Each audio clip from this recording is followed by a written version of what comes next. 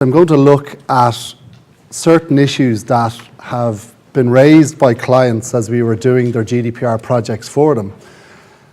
And I suppose it's one of those things that when you're doing GDPR projects for people, you spot certain areas that they're going to have more difficulties in terms of the processing of personal data or special category data or criminal data.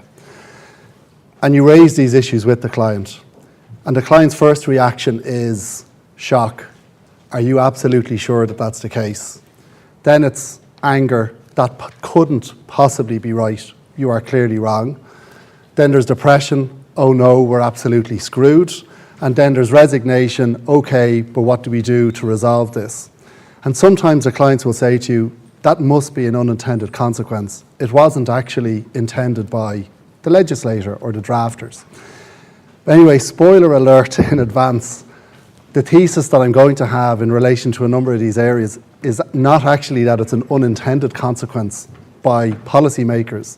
It's actually that it is actually intended, or it's a natural consequence of the law, but it may not have been fully appreciated by those outside data protection policy making. So in other words, potentially legislators in individual member states may not have fully appreciated that the consequence of GDPR was they needed to do something additional from a local law perspective.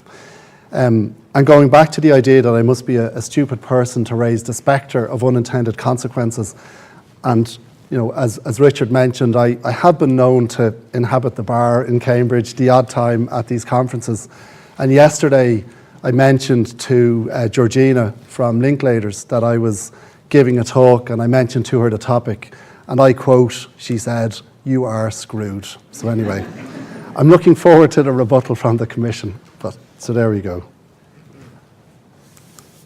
Anyway, I think it's also worthwhile saying that I don't think there is any particular piece of legislation that you could say will always be 100% exactly what everybody intended.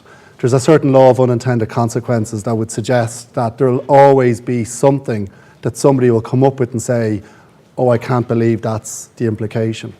Way back in 2003, we were bringing out the Data Protection Amendment Act in Ireland, and a load of people had been shown the bill, had read the bill, thought it looked pretty okay. You know, people with great minds, long-term qualifications. And then a person in our firm who was only about 3 or 4 months qualified at the time, Annette, who subsequently became a partner, came in to me and said, I don't think the exemptions fully work here. I said, what are you talking about? You're 3 months qualified. You know, you don't know what you're talking about. She said, well, the exemptions only apply to disclosure. They don't apply to any use or any other processing. So I looked at it. She described it as the rabbit caught in headlights look when I looked at the legislation, and we realised that we needed to make a change, sent in a submission, and the submission was accepted by the legislator in Ireland, and we ended up with an amendment.